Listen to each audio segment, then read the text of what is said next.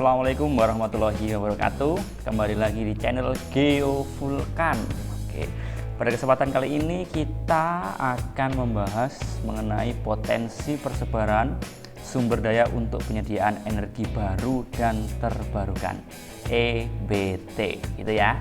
Oke, sebelumnya jangan lupa untuk like, share, komen, dan subscribe. Seperti biasa, untuk mengawali kegiatan pada kali ini, biasakan untuk berdoa terlebih dahulu supaya kita nanti bisa diberikan kelancaran, kemudahan dalam menyerap ilmu itu.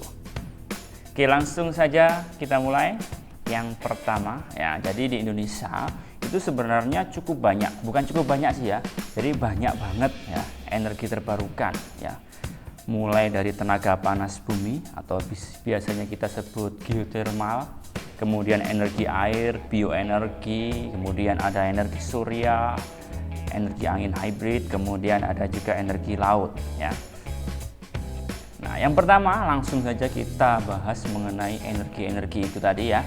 Yang pertama adalah panas bumi ya. Seperti kita tahu, jadi potensi panas bumi di Indonesia itu 40%-nya itu ada di Indonesia ya. Jadi ada di Indonesia energi panas bumi itu nanti ya. Dan itu bisa digunakan untuk pembangkit listrik seperti itu. Nah, jadi kenapa kok seperti itu? Ya memang jadi di Indonesia itu nanti memang dilalui oleh yang namanya ring of fire. Jadi ring of fire itu nanti bisa kita gunakan sebagai pembangkit listrik tenaga panas bumi ya. Jadi banyak gunung-gunung berapi ya. Jadi pembangkit listrik tenaga panas bumi ya yang sudah berproduksi di Indonesia itu nanti terletak di beberapa provinsi. Jadi yang pertama berada di Provinsi Jawa Barat ya, dengan produksi sebesar 1057 MW. Kemudian ada juga di Jawa Tengah 60 MW. Kemudian yang terakhir ada di Sumatera Utara itu sekitar 12 MW. Selanjutnya air. Nah, jadi air itu nanti yang kita manfaatkan atau yang dimanfaatkan itu adalah gerakan aliran airnya ya. Jadi gerakan aliran air ini nanti yang mengandung yang namanya energi yang dapat dimanfaatkan untuk mengembangkan pembangkit listrik tenaga air. Nah, contoh-contoh seperti ini nanti gambarnya. Nah, ini nanti contoh waduk-waduk. Kalau di Jawa Timur itu nanti yang terkenal adalah Waduk Karangkates ya. Jadi pemerintah menggalakkan pembangunan waduk sebagai pembangkit listrik tenaga air itu nanti dilaksanakan pada tahun 2015 sampai dengan 2019. Nah, itu akan dibangun 49 waduk dan 33 PLTA. Kemudian ada yang namanya bioenergi. Nah, jadi bioenergi itu adalah energi yang dihasilkan dari produk makhluk hidup.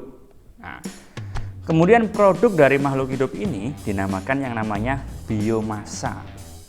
Nah, produk biomasa yang dikembangkan sebagai sumber energi secara luas antara lain nanti biasanya disebut ini nih, biodiesel, bioetanol, dan biogas. Nah, jadi persediaan biomasa di Indonesia itu berada di berbagai titik di seluruh Indonesia. Nih, ini adalah contohnya. Kemudian ada juga yang namanya matahari atau surya. Jadi di Indonesia nanti terletak di sekitar Khatulistiwa ya. Jadi otomatis panas ya, panasnya full ya. Jadi intensitas cahaya matahari itu nanti diterima sepanjang tahun karena dia memang posisinya berada di Khatulistiwa. Nah, pemanfaatan potensi matahari ini itu bisa dimanfaatkan sebagai sumber energi matahari atau pembangkit listrik tenaga surya. Nah, kemudian di sini dibedakan menjadi dua berdasarkan teknologi penerapannya. Ada yang namanya sumber energi surya termal, kemudian yang kedua adalah energi surya fotovoltaik. Tuh ya. Jadi ini adalah contoh dari pembangkit listrik tenaga surya di Indonesia ya. Jadi pertama kali itu nanti dikembangkan dia di Bali ya. Jadi ada 4 PLTS yang sudah resmi beroperasi di Karangasem. Otomatis nanti ada plus minusnya ya, mulai dari pembiayaannya dan lain sebagainya. Nah, pasti ada plus minusnya. Kemudian ada yang namanya angin dan hybrid ya. Jadi dengan adanya angin muson ya, Indonesia itu nanti memiliki angin bertiup sepanjang tahun. Nah, jadi angin ini nanti mempunyai kecepatan tertentu. Nah, dengan kecepatan tersebut itu nanti berpotensi untuk digunakan sebagai pembangkit listrik tenaga angin atau Bayu. Kalau biasanya disebut PLTB ya, pembangkit listrik tenaga angin atau Bayu. Nah, jadi PLTB di Indonesia itu terdapat di beberapa lokasi ya, terutama di Sulawesi Selatan, Nusa Tenggara dan Maluku. Otomatis PLTB ini didirikan pada daerah yang memiliki kecepatan angin yang berpotensi untuk menggerakkan kincirnya seperti ini. Nah, ini seperti di Belanda kayak gini ya. Kemudian ada yang namanya energi laut. Nah, jadi durasi pergerakan arus pasang surut, jadi yang dimanfaatkan adalah arus pasang surutnya. Itu di Indonesia dapat mencapai 10-18 jam per harinya. Nah, jadi dengan seperti itu berpotensi untuk dimanfaatkan sebagai PLTAL ya. Jadi pembangkit listrik tenaga arus laut. Nah, jadi arus laut nanti ada di laut nanti akan diberi yang namanya turbin-turbin kayak gini.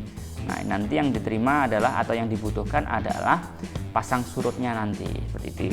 Nah, persebaran potensi energi laut menurut Asosiasi Energi Laut di Indonesia itu terdapat di berbagai titik di seluruh Indonesia. Kemudian ada juga yang namanya batu bara tercairkan dan batu bara tergaskan. Oke, jadi batu bara itu nanti juga bisa dicairkan loh ya. Jadi likuifaksi batu bara itu nanti adalah suatu teknologi atau proses yang mengubah batu bara yang awalnya padat menjadi bahan bakar cair sintesis. Nah, nanti bentuknya kayak plastik kayak gini ya. Jadi Indonesia mulai mengembangkan batu bara cair ini sejak pemerintah mengeluarkan instruksi presiden tentang batu bara yang dicairkan, yaitu pada tahun 2006. Nah, kemudian di sini ada juga yang namanya batu bara tergaskan. Oke, jadi batu bara tergaskan itu adalah produk sampingan dari batu bara yang tercairkan atau proses likuifaksi batu bara ini tadi.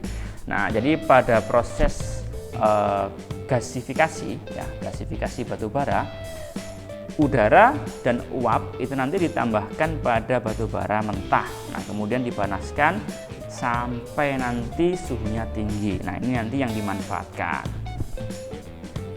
Kemudian ada juga yang namanya gas metana batu bara atau disebut GMB ya. Jadi gas metana batu bara nanti merupakan gas alam dengan dominan gas metana, jadi disertai dengan kandungan hidrokarbon dan gas non hidrokarbon lainnya.